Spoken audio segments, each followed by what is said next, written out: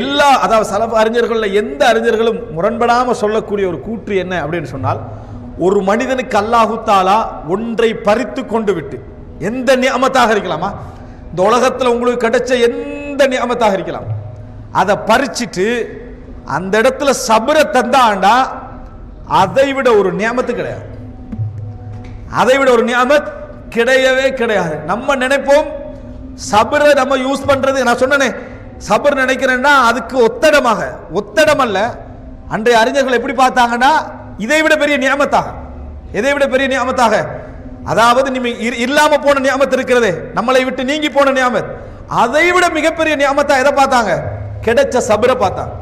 இந்த சோதனையில நான் பொறுத்தனா அல்ஹம்துலில்லாஹ், இப்படிப்பட்ட இதுல நான் பொறுமையா இருந்தனா இதுதான் எனக்கு பெருசு, இதான் எனக்கு என்ன பெரிது என்று நினைத்தார்கள். அதைத்தான் மிகப்பெரிய நியமத்தாக என்ன செய்தார்கள், நினைத்தார்கள். எனவே சபர் என்பதை நம்ம என்ன நினைக்க வேண்டும் என்று சொன்னால், சபரோடு ஒரு பயணம், இந்த பொறுமை என்கின்ற அந்த சிந்தனையோடு, பொறுத்தல் என்ற இதோடு உங்களோட வாழ்க்கையில நடக்கக்கூடிய ஒவ்வொரு விஷயங்களிலும் செஞ்சு பாருங்க ஒரு பயணம். சபர் என்னென்ன விஷயங்கள் எல்லாம் கொண்டு வந்து தரும் அப்படின்றத நீங்க பாருங்க. சரி, இதெல்லாம் சரி, ஓகே. இந்த பயானம் மட்டும் கேட்டுட்டு பொறுமையாக கேளுமா? இல்லை, நான் இப்போ 2 மணி நேரம் பயம் பண்ணாலே உங்களுக்கு விளங்கிடும். நான் இதே விஷயத்தை 2 மணி நேரம் பண்ணேன்னு வைங்களேன், பொறுமையே இதுக்காக பயான்லேயே பொறுமை என்ன செஞ்சிடும் இல்லாம போயிடும். இந்த பயானம் மட்டும் வச்சு ஒரு மனுஷனால என்ன செய்யலாது, பொறுமையாக இருக்க முடியாது. சபருக்கெண்டு சில சுருத்துக்கள் இருக்குன்னு சொல்லி ஒரு அறிஞர் சொன்னாரு, அபு மைமூன் என்ற அறிஞர். அதுல மிக பிரதானமானது என்ன தெரியுமா, அல் ஈமான். அதனாலதான் ஈமானும் சபரும் மக்ரூன் ரெண்டே இணைச்சு சொல்லப்பட்டிருக்குது. முதலாவது மிக முக்கியம் நம்பிக்கை, இறை நம்பிக்கை. இந்த பகுதி நம்ம பேசல, காரணம் நம்ம மூமினாக இருக்கிறோம், ஈமானாக இருக்கிறோம், ஈமான் நம்ம பூர்த்தி செஞ்சுக்கிறோம், அது ஒரு பகுதி. அடுத்தது மிக முக்கியமான விஷயம் இல்ம், அறிவு, சப்ஜெக்ட் நாலேஜ். எதை பத்தி நம்ம பொறுமையா இருக்கிறோமோ அதை பத்திய சரியான அறிவு இல்லை என்று சொன்னால் நம்மளால் என்ன செய்ய முடியாது, பொறுக்கவே முடியாது. ஒரு விஷயத்துல அறிவுள்ள வரும், ஒரு விஷயத்துல அறிவில்லாதவனை நம்ம கூட்டிட்டு போறது, அந்த ஆளுக்கு விளங்காதப்பா அவரை கூட்டிட்டு போகாதீங்க நம்ம சொல்றது இல்லையா? ஏன் சொல்றேன் தெரியுமா, பொறுக்கல். அந்த ஆள் கேட்கிற கேள்வியில நம்மளுக்கு என்ன செய்யும்? ஏன் சின்ன பிள்ளைகளோட நமக்கு தாங்க முடியாம போறது? அவனுக்கு தெரியாது, நமக்கு தெரியும், அதனாலதான் பிரச்சனை. ஆசிரியர் ஏன் அவசரமா டென்ஷன் ஆகிறாரு? அவருக்கு தெரியும், முன்னால் உள்ளவனுக்கு தெரியாது. அவனுக்கு தெரியும், முன்னால் உள்ளவனுக்கு என்ன தெரியாது. இதுதான். எனவே இப்ப நம்ம முதலாவது புரிஞ்சுக்கொள்ளணும், இல்முள்ளவருடைய மிகப்பெரிய அமானிதம் எது தெரியுமா, பொறுமை. ஆனா இவனுக்கு கொஞ்சம் கூட பொறுமை இல்லைன்னு முன்னால் உள்ளவனு கேசுரு. நீ உனக்கு பொறுமை இருக்குதானே, நீ தான் பொறுக்கணும், முன்னால் உள்ளவனு கேசாது. கொஞ்சம் கூட பொறுமை இல்லையே அப்படி என்று சொல்ற எல்லாரும் டென்ஷன்ல தான் பேசுறாங்க. யாரு இந்த கொஞ்சம் கூட பொறுமை இல்லைன்னு சொல்ற எல்லாரையும் பாருங்க. நீ மட்டும் இப்ப எப்படி பேசிட்டு இருக்கிற? நீனும் பொறுமை இல்லாம தான் பேசிட்டு இருக்கிற. பொறுத்துட்டு யாரா பேசுறாங்களா? இல்லவே இல்லை. அதனாலதான் ஹிதர் அலைஹிஸ்ஸலாம் மூசா அலைஹிஸ்ஸலாம் மீட் பண்ணின உடனேயே மூசா அலைஹிஸ்ஸலாம் அவரும் படிக்க போறாரு. மூசா அலைஹிஸ்ஸலாம் ஹிதர் அலைஹிஸ்ஸலாம் கேட்ட கேள்வி என்ன, வகைஃப தஸ்பிரு அலா மா லம் துஹித் பிஹி குப்ரா. உனக்கு பொறுமை இல்லாத விஷயத்தை, உனக்கு அறிவில்லாத விஷயத்துல எப்படி நீங்க பொறுமையாப்பீங்கன்னு கேட்டார். யார் கேட்டாரு? ஹிதர் அலைஹிஸ்ஸலாம் மூசா அலைஹிஸ்ஸலாத்தை கேட்கிறாங்க. உங்களுக்கு அறிவில்லாத விஷயத்தில் முதலாவது சொல்றாரு, இன்னக லன் தஸ்ததிஅ மஇய ஸப்ரா, என்னோட பொறுமையாக இருந்து கொள்ள மாட்டீர்கள். முதலாவது ஆசிரியருக்கு இந்த விளக்கம் தேவை. படிச்சு கொடுக்குறோம் தான் ஆகப்பெரிய டென்ஷன் ஆகுது. மாணவரை விட கொப்பியை கிழிச்சு பிச்சு புத்தகத்தெல்லாம் வீசுற யாரு? மாணவர். ஆசிரியரா? ஆசிரியர். அந்த ஆளுக்கு வர கோபம் இருக்குதே, இவனுக்கு எப்படா விளங்கப்படுத்துறேன்னு நினைக்கிறோம், டென்ஷன் வரும், கோபம் வரும். அப்ப பொறுமையாளன் என்ன செய்யணும் தெரியுமா? ஒரு பொறுமையாளனாக இருந்தா, எனக்கு அல்லாஹ் இல்ம தந்திக்கிறான், இவனுக்கு இல்மு இல்லைன்னு முதலாக விளங்கிக்க. இல்மு இல்லாதவன்ட்ட பொறுமை இருக்காது, டென்ஷன் ஆகுவான், அது செய்வான்னு ஒருத்தன் புரிஞ்சுக்கண்டா சபர் வளரும். சபர் என்ன செய்யும்? வளரும். நம்மளுக்கு ஒரு கட்டம் வரும், இதுக்கு மேல வளர்க்க முடியாதுண்டு. ஆனாலும் சபர் என்ன செய்யும்? நம்ம புரிய முன்னால உள்ளவன் ஜஹல்ல இருக்கிறான், இவனுக்கு இல்ம் இல்ல, நான் தான் விளங்கப்படுத்தோம் நீங்க நினைச்சுக்கின்றாலே பொறுமை என்ன செய்யும்? வளரும். விளங்காம பொறுமையா இருக்கிறனால யாரும் பொறுக்கிறது இல்லை. பாருங்க ஹிதர் அலைஹிஸ்ஸலாம் எப்படி கேட்கிறாங்க, எப்படி நீங்க என்னோட பொறுக்க மாட்டீங்கன்னு மட்டும் சொல்லல, அது நாங்க சொல்லுவோம். அடுத்த ஒரு வார்த்தை சொன்னாரு, எப்படி உங்களுக்கு அறிவில்லாத விஷயத்தை நீங்கள் பொறுமையாக இருக்க முடியும்னு கேட்டார். இது அறிவோட வார வசனம். எதோடு வார வசனம்? அறிவிருந்த ஒரு மனிதனால் மட்டும்தான் அப்படி கேள்வி கேட்கலாம். அறிவு இல்லாத விஷயத்தில் எப்படி நீங்கள் பொறுமையாக இருக்க முடியும்? இப்போ மூசா அலைஹிஸ்ஸலாம் என்ன சொல்றாரு, நான் பொறுமையா இருப்பேன், வாக்கெல்லாம் கொடுக்கிறாரு. பொறுத்தாரா? மூசா அலைஹிஸ்ஸலாம் பொறுக்கல. அந்த ஸ்கூல்ல இருந்து முதலாவது விலகின யாரு? அவரே தான் விளங்கினார். மூசா அலைஹிஸ்ஸலாம் என்ன சொன்னாரு? இதுக்கு பூரா கேட்டா என்ன விளக்கிருங்கன்றார். ஹிதர் அலைஹிஸ்ஸலாம் சொன்னாரு? ஹிதர் அலைஹிஸ்ஸலாம் சொல்லல.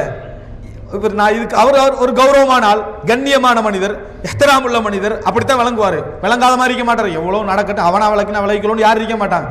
கண்ணியமான ஒரு மனிதர் என்றதுனால அவரே முன்னுக்கால என்ன சொன்னாரு? இதுக்கு பிறகு நான் தவறு செஞ்சா விளக்கிருங்கன்னா அதுக்கு பிறகு தவறு செஞ்சார்.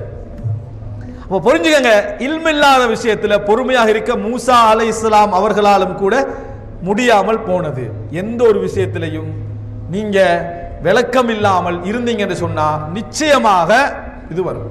இப்ப உலக விஷயங்கள்ல ஏன் எங்களுக்கு உலக சோதனைகள்ல பொறுமையாக இருக்க முடியாம போகுது அப்படி என்று சொன்னால், சோதனைகளை பற்றி குர்ஆன் என்ன சொல்லுது? பொறுக்க சொல்றது மட்டுமல்ல, சோதனை என்றது ஏன், எப்படி, எதற்கு, எந்த வகையில ஏற்படுது என்ற அறிவு நம்மகிட்ட இல்லை. சோதனைகள், பிரச்சனைகள், இழப்புகள், நஷ்டங்கள் இவைகள்லாம் ஏன், எதற்கு, எப்படி ஏற்படுகிறது என்ற அறிவு நம்மகிட்ட இல்லை. சோதனைகளை பத்தி இந்த அறிவு இல்லாதனால ஒரு சோதனையில நம்ம படுற அந்த இது இருக்குதே, சோதனையை விட பெரிய வழியா இருக்கும். நம்ம அங்கலாய்க்கிற அங்கலாய்ப்பு. எனவே இரண்டாவது மிக முக்கியமான விஷயம் இல்ம். அறிவில்லாத விஷயத்துல ஒருவனுக்கு பொறுமை ஏற்படாது. அப்ப அமானிதம் யார் பக்கம் திரும்புது? இப்ப படிச்சவனின் பக்கம் தான் திரும்புது. அப்ப பொறுமை இல்லாத விளங்காத மனிதர்கள் இருந்தா அவர்களுக்கு அறிவூட்டுறது மட்டுமல்ல, இவங்களோட நான் பொறுத்து தான் ஆகணும், இவங்களோட நான் பொறுத்து தான் ஆகணும் என்பதை அவர் புரிஞ்சுக்கணும். விளங்கலையா? முதலாவது விஷயம் உனக்கு படிப்பிக்கிறது இல்ல, நான் பொறுமையாகிறது. நான் என்ன பொறுமையாகிறது? நிச்சயமா அவன் பொறுமையாக்க மாட்டான், நிச்சயமாக அவன் பொறுமையாக இருக்க மாட்டான். எனவே அன்புள்ள சகோதரர்களே, ஈமான் எந்த அளவுக்கு இருக்கிறதோ அந்த அளவுக்கு என்ன செய்யணும்? இல்ம் இருக்கணும். இதை இந்த வசனம் அழகா சொல்லி காட்டுது. இந்த வசனம் வபஷிரி சாபிரி.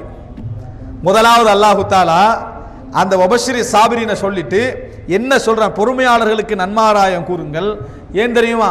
சோதனை வந்த நேரங்கள்ல அவங்க எப்படி நடந்து கொள்வார்கள்டா, ஈமான் இருக்குது உண்டு. ரெண்டாவது என்ன, இல்ம் எப்படி இருக்குன்னு பாருங்க.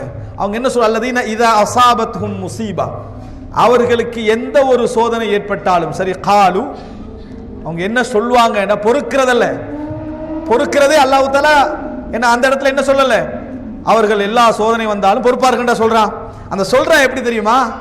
அவங்க என்ன சொல்றாங்க? காலு இன்னா லில்லாஹி வ இன்னா இலைஹி ராஜிஊன், நாங்கள் அல்லாஹ்வுக்காகவே இருக்கிறோம், அல்லாஹ்வின் பக்கமே நாங்கள் திரும்ப இருக்கிறோம்னு சொல்லுவார்கள். வந்த சோதனைக்கும் இந்த வார்த்தைக்கு என்ன சம்பந்தம்?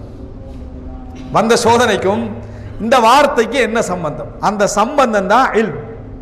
அந்த சம்பந்தத்தை எதை உணர்த்தும்? இல்ம். வந்தது சோதனை, இழப்பு, நஷ்டங்கள் இவைகள் தான் வந்துச்சு. ஆனா அவர் சொல்ற வார்த்தை என்ன? இந்த வார்த்தை நஷ்டம் கதருல்லாஹி வமா ஷாஅ ஃபஅல். இந்த வார்த்தைகளுக்கெல்லாம் முன்னால் அவர் சொல்ற வார்த்தை என்ன?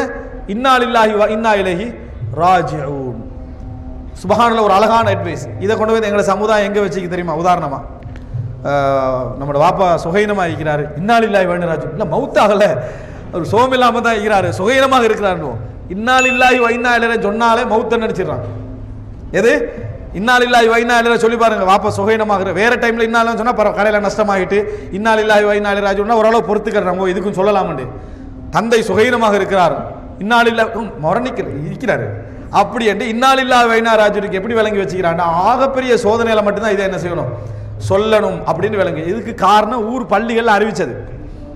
ஊர் பள்ளிகள்ல இந்த ஜனாசாவுக்கு மட்டுமே இன்னா லில்லாஹி வ இன்னா இலைஹி சொன்னதுனால மௌத்துக்கு மட்டும்தான் இன்னா லில்லாஹி வ இன்னா இலைஹி அப்படி பழக்கம் வந்துட்டு. பாருங்க, ஒரு வளமை இல்லாத ஒன்றை வளமைப்படுத்தினா அதுக்கு நமக்கு விளக்கம் வேற எங்கேயோ போய் நிற்கிதுன்றதுக்கு இது பெரிய ஒரு ஆதாரம். இந்த இன்னா லில்லாஹி வ இன்னா ராஜிஊன் சொல்றது.